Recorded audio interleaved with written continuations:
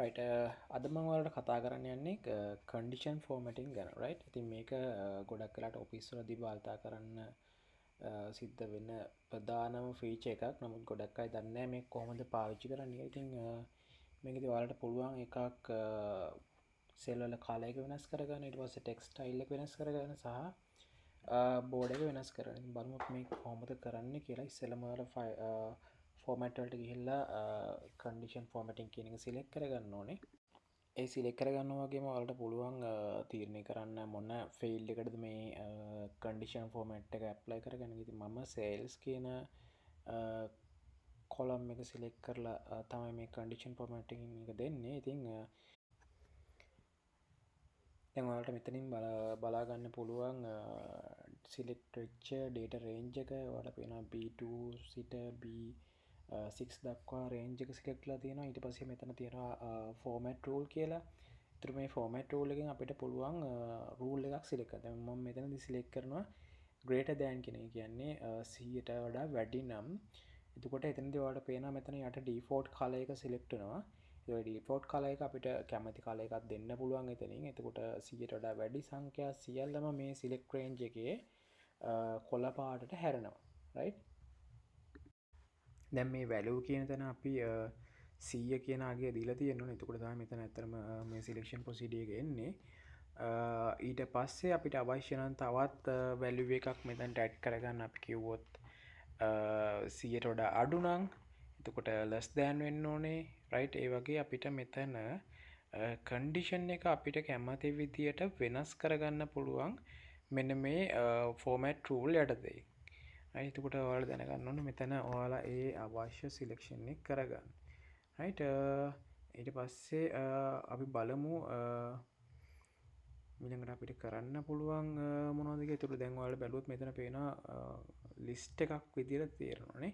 ඒතකොට ඒ වගේ අවස්ථාවලදී එතන ලිස්ට් එකේ තියෙන ෆෝමියුලාස් අපිට අවශ්‍යතාවය අනුව සකසා ගන්න පුළුවන්. දැන් මම ඊළඟට කරන්න යන්නේ මෙතන මේ තියෙන values වලට color range එකක් apply කරගන්න. ඒ කියන්නේ අපිට සාමාන්‍යයෙන් අවශ්‍ය නම් ලා කොළ පාට සිට තද කොළ පාට දක්වා එහෙම නැත්නම් color range එකක් අපිට select කරගන්න පුළුවන් මෙන්න මේ color range කියන feature එක භාවිතා කරාට පස්සේ.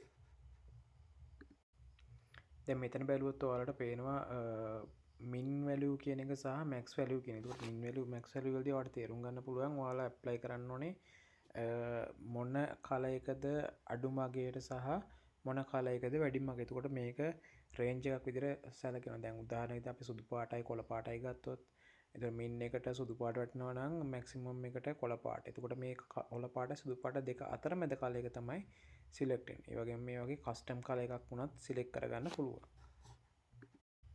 දැන් මම මේ select කරගත්තු data cell range එකට මේ වගේ custom color එකක් select කරලා තිබුණේ.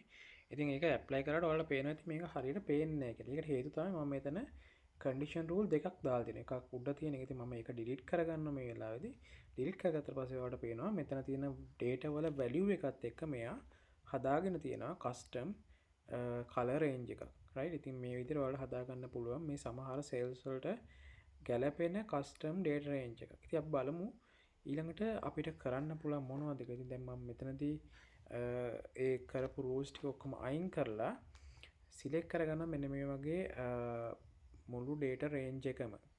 right. එතකොට මෙතන මම ගත්තොත් A2 වල ඉඳන් මම මේ select කරනවා D6 දක්වා. ඒතර ඔයාලට පේනවා මේ data range එක.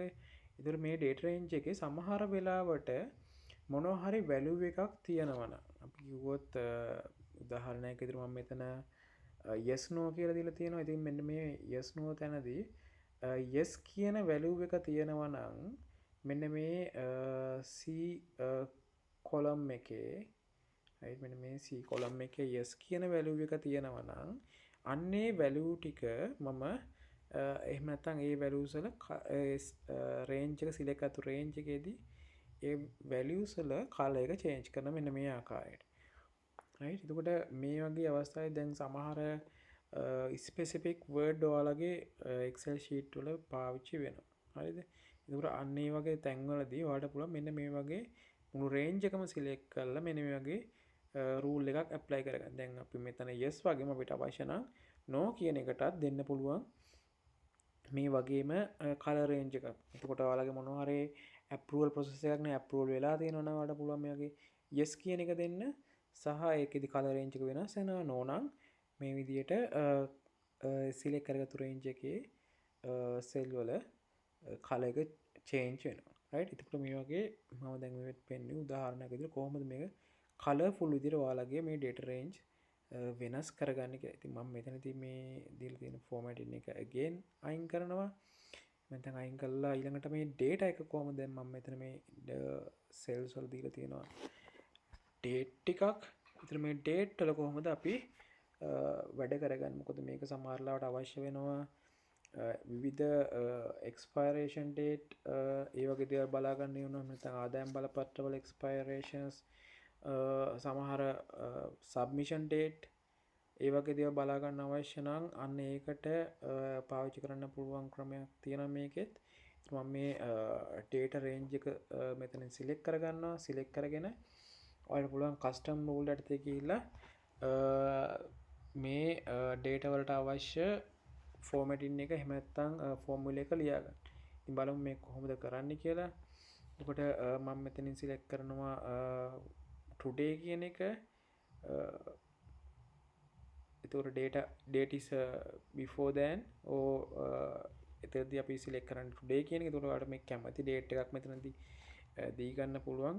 ඒකට එතනදී මෙයා පල්ලෙහා තියෙන color එක change කරගන්න අපිට අවශ්‍ය නම් text color එක එහෙම නැත්නම් underline කරගන්න ඕනද එහෙම නැත්නම් මෙතන italic කරගන්න ඕනද font size එක වැඩි කර අඩු වැඩි කරගන්න ඕනද මේ දේවල් උනත් මෙතන ඔයාලට apply කරගන්න පුළුවන්. ඉතින් මේ විදිහට ඔයාලට පුළුවන් ඔයාලගේ Excel sheet එකේ එහෙම නැත්නම් ඔයාලා Excel sheet වල වැඩ කරන data ඔයාලා Google ස්ප්‍රෙඩ්ෂීට් එකට දාගත්තොත් මේ විදියට ඔයාලගේ කස්ටමයිසබල් එහෙම නැත්නම් ඔයාලට data highlight වෙන විදියට තමන්ගේ ෆයිල්ස් ටික හදාගන්න. එහෙම නැත්නම් මේ data ටික හදාගන්න. ඉතින් ඉස්සරහදී මම ඔයාලට කියලා දෙන්නම් කොහොමද මෙන්න මේ Google ස්ප්‍රෙඩ්ෂීට් එකට Google Forms link කරගන්නේ. එතකොට ඔයාලට පුළුවන් වෙනවා නිකම්ම data fill කරගන්න මේ Excel එහෙම නැත්නම් Google spreadsheet එකට එන්නේ නැතු. right. ඉතින් ඔයාලට මොන හරි ගැටලුවක් තියෙනවා නම් මේ conditional formatting ගැන මෙතන පහළ comment section එකේ comment එකක් දාන්න පුළුවන්.